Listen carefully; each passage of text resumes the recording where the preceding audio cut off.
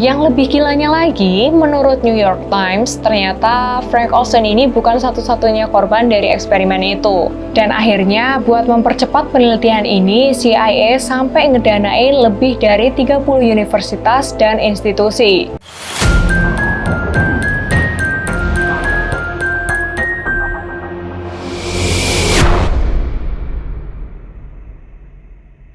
Hai guys, welcome back to The Soberia. Balik lagi bersama aku Indri Anhan. Nah, pada kali ini aku akan membahas tentang proyek rahasia milik Amerika. Bahkan korbannya hampir seluruh warga Amerika sendiri. Gila aja, warganya sendiri dijadikan bahan penelitian nih. Nah, sebelum video ini dimulai, jangan lupa buat subscribe dan juga jangan lupa follow TikTok kita ya di @soberiatiktok. Jadi, masa Perang Dingin di Amerika tuh ada banyak proyek rahasia. Tujuannya adalah untuk membuat mereka bisa mengendalikan pikiran sampai bisa ngasih siksaan psikologi dari eksperimen ini. Baru aja mulai udah ngeri nih ya. Nah, proyek inilah yang dikasih nama Project MK Ultra, yang dijalankan sama CIA, yaitu Badan Intelijen Amerika. Dan eksperimen ini berlangsung dari tahun 1953 sampai 1973. Tapi eksperimen ilegal ini baru dipublikasikan di tahun 1975. Program ini dimulai pada awal tahun 1950-an dan secara resmi disetujui pada tahun 1953. Lalu agak berkurang sekitar tahun 1964 dan dilanjutkan lagi eksperimennya tapi dibatasi pada tahun 1967. Dan pada akhirnya secara resmi eksperimen ini diberhentikan pada tahun 1973. Percobaan pada manusia itu dimaksudkan untuk mengidentifikasi dan mengembangkan obat-obatan serta prosedur yang akan digunakan dalam interogasi dan penyiksaan, yaitu untuk melemahkan individu, untuk memaksa pengakuan mereka melalui kontrol pikiran. Nah, awalnya pas puncak Perang Dingin di tahun 1950-an sampai 1960-an, pemerintah Amerika khawatir kalau agen-agen dari Uni Soviet, Cina, sama Korea Utara pada pakai alat pengendali pikiran ini untuk nyuci otak tawanan-tawanan Perang Amerika di Korea. Makanya, buat nyamain teknologi-teknologi yang mereka takutkan milik Uni Soviet, dijalankanlah Project MK Ultra ini. Alan Dulles selaku Direktur CIA pada tahun 1953 akhirnya menyetujui proyek ini untuk berjalan. Nah, awalnya ada sekitar 150 orang yang bakal jadi objek eksperimen ini dan melibatkan obat-obatan ini. Nah, yang ngaco nih, menurut BBC, makin lama makin gak jelas nih berapa jumlah orang yang ikut jadi objek eksperimen ini. Karena banyak dari orang-orang ini yang nggak tahu kalau mereka ini lagi jadi objek eksperimen. Terutama di eksperimen-eksperimen yang pakai halusinogen. Dan obat ini bisa bikin mereka berhalusinasi. Gila. Jadi yang punya data pastinya di sini ya cuma CIA, dan pastinya ini dirahasiakan sama publik. Kemungkinan besar mereka nggak akan ngaku karena emang nggak tahu nih kalau dijadikan eksperimen. Kok bisa ya pada nggak nyadar kayak gitu? Jadi gini, di proyek ini CIA di bawah ahli kimia yang bernama Sidney Gottlieb, yaitu lysergic acid diethylamide, narkoba yang terbuat dari sari jamur yang tumbuh di gandum hitam sama biji-bijian. Nah, sebenarnya udah sering dipakai nih buat obat bius juga. Tapi Sidney Gottlieb ini percaya kalau CIA bisa memanfaatkan sifat obat LSD ini buat keperluan nyuci otak. Nah, buat mencapai tujuan ini, doi pastinya harus tahu dulu nih gimana efek penggunaan bahan biologis dan kimia ke perubahan sifat manusia. Dan akhirnya, buat mempercepat penelitian ini, CIA sampai ngedanain lebih dari 30 universitas dan institusi buat meneliti tentang efek LSD yang mereka pakai. Nah, dengan iming-iming, penelitian LSD ini akhirnya secara diam-diam dikasih ke banyak orang. Ke karyawan CIA sendiri dikasih, ke tentara Amerika dikasih, ke pasien RSJ dikasih, bahkan masyarakat umum juga banyak yang dikasih. Dan ngasihnya udah pasti secara diam-diam tanpa orang-orang ini pada tahu. Nah, gimana sih cara mereka ngasih LSD ini secara diam-diam? Ada banyak cara tentunya ya guys. Salah satu cara yang terkenal adalah namanya Operation Midnight Climax. Operasi klimaks tengah malam maksudnya. Nah, sesuai namanya, di operasi ini CIA membayar beberapa PSK buat diam-diam ngasih obat LSD ini ke tamu-tamu mereka. Yang paling sering dimasukin sih ke minuman tamu ya guys. Nah, habis itu para peneliti proyek ini bakal ngamatin efek obat-obatan ini ke perilaku si tamu. Jadi di kamar PSK ini juga ditaruh nih alat perekam yang tersembunyi. Bahkan di beberapa kasus, menurut Smithsonian Magazine, diyakini banyak rumah PSK palsu yang didirikan di sini. Jadi kita sangka itu tempat PSK, padahal itu tuh kantor CIA. Jadi di rumah itu, para penelitinya mengamati nih perilaku kita dari balik kaca. Nggak pakai rekaman, yang ini tuh live guys. Dan ini baru yang dipakai PSK.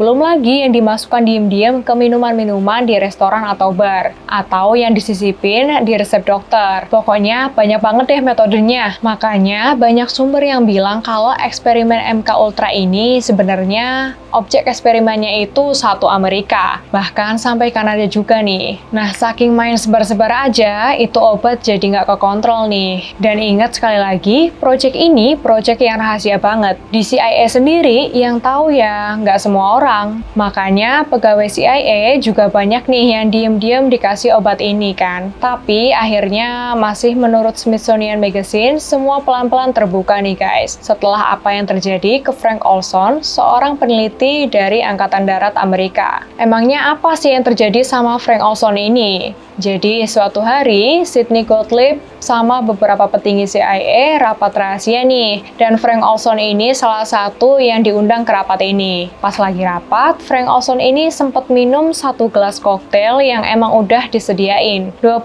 menit habis dia minum, baru dia dikasih tahu kalau minuman yang dia minum bareng 4 ilmuwan lainnya itu ternyata udah dibubuhi LSD. Habis tahu itu, Frank Olson langsung cabut dari rapat sampai gelisah. Dia bahkan sampai mengancam mundur dari CIA kalau kayak gini nih caranya. Ya wajar lah kalau kayak gitu ya. Tapi waktu itu CIA respon tindakan Olson ini dengan bilang kalau dia ini kena depresi ekstrim. Olson habis itu langsung dikirim ke psikiater di New York buat konsultasi. Nah sayangnya beberapa hari kemudian pada tanggal 28 November 1953 Frank Olson ini meninggal dunia. Dia jatuh dari jendela kamar hotelnya yang berada di ketinggian lantai 10. Ada dugaan dia bunuh diri dan itu sih sebenarnya masih dugaan ya. Tapi menurut keterangan dari agen CIA yang mendampingi Frank Olson, dia bilang kalau Frank Olson ini di tengah malam sekitar jam 1.30 tiba-tiba kebangun dan langsung lompat dari jendela. Tapi sayangnya semua penjelasan ini dianggap nggak masuk akal nih sama keluarga Frank Olson. Mereka nggak bisa nerima nih kalau Frank Olson yang tadinya baik-baik aja, sehat-sehat aja, tiba-tiba kena depresi ekstrim. Nah dari kematian Frank Olson ini akhirnya sedikit-dikit nih selalu ada informasi yang bocor soal proyek rahasia MK Ultra ini. Sampai akhirnya 20 tahun kemudian di tahun 1973, keluarga Frank Olson dapat info kalau Frank Olson ini beberapa hari sebelum dia meninggal, cara nggak sadar dia udah mengkonsumsi halusinogen. Nah, CIA yakin nih kalau itu tuh nggak ada hubungannya. Mereka yakin kalau Olson ini emang bunuh diri aja. Dan akhirnya di tahun 1990-an, anak Olson minta dilakukan tes forensik ulang ke jasad ayahnya. Dan dari sini akhirnya ketahuan nih kalau Frank Olson meninggal karena hantaman benda tumpul yang ada di kepalanya dia yang memungkinkan dialami sebelum dia jatuh dari hotel. Yang lebih gilanya lagi, menurut New York Times, ternyata Frank Olson ini bukan satu-satunya korban dari eksperimen itu. Ternyata ada satu petenis yang lagi menjalani perawatan di New York Psychiatric Institute. Gara-gara depresi abis cerai nih sama istrinya. Akhirnya petenis ini koma, terus meninggal dunia habis mengkonsumsi obat yang dibubuhi LSD ini. Endingnya sama-sama meninggal kan gara-gara eksperimen ini. Bedanya kalau Frank Olson tadi tewas karena hantaman benda tumpul di kepalanya, kalau petenis ini meninggal karena emang efek dari obatnya. Selain itu, Ken Kesey, penulis novel One Flew Over the Cuckoo's Nest, dia juga mengaku kalau dia tuh ngajuin diri nih buat jadi objek eksperimen MK Ultra. Nah, terus Ken Kesey ini ngepromosiin obat LSD ini buat pesta party. Dan ya, udah makin banyak orang yang konsumsi LSD ini. Akhirnya nggak bisa lagi dikontrol penyebaran obat ini, dan diyakini pesta-pesta LSD ini yang ikut mempengaruhi budaya hippie di tahun 1960-an. Selain itu, orang-orang terkenal lainnya yang ternyata ikut nih menjadi sukarelawan dan nyebarin LSD ini adalah penulis lagu Robert Hunter sama James Joseph Whitey Bulger. Doi ini ternyata mafia di Boston. Gila ya, emang bener-bener masuk nih ke semua kalangan obat ini. Tapi balik lagi ya, kita nggak akan bisa tahu nih secara spesifik siapa korbannya, atau terutama siapa aja yang menjadi penyebarnya, kecuali kalau orangnya ngaku. Kalau orangnya nggak ngaku, ya udah nggak akan ada yang tahu nih. Nah, padahal kan udah menyebar tuh obat LSD-nya. Kenapa nggak ketahuan ya? Karena di tahun 1973, Direktur CIA waktu itu yang bernama Richard Helms memutuskan untuk menghancurkan semua dokumen yang berkaitan sama proyek MK Ultra. Tapi proyek ini akhirnya tetap bocor nih ke publik di tahun 1975 lewat penyelidikan yang dilakukan oleh Komite Gereja sama Rockefeller Commission. Dari situ ketahuan nih, kalau ternyata eksperimen ini udah dihentiin bukan karena mulai banyaknya korban berjatuhan. Terus karena apa?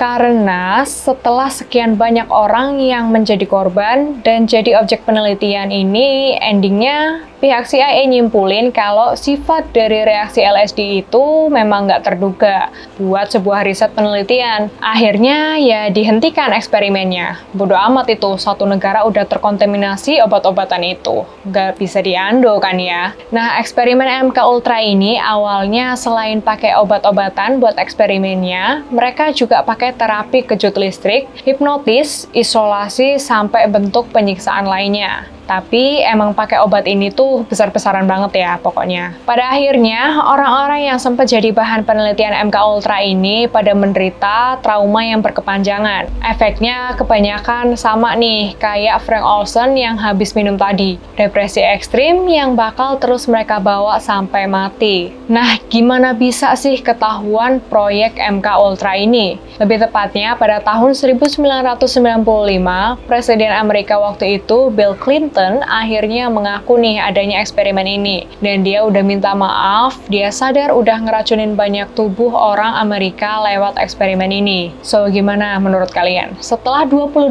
tahun, apakah minta maaf aja cukup? Silahkan komen ya di bawah menurut kalian gimana. Oke, sekian cerita tentang proyek MK Ultra ini. Proyek yang dianggap sebagai proyek rahasia paling jahatnya Amerika. Ya gila aja, rakyatnya sendiri loh yang dijadiin objek eksperimennya. Oke guys, gimana pendapat kalian tentang objek ini? Komen di bawah ya, aku mau tahu nih. Jangan lupa terus dukung channel ini. Sekian cerita ini berakhir, saya Indri Hanhan pamit undur diri, dan see you di video selanjutnya.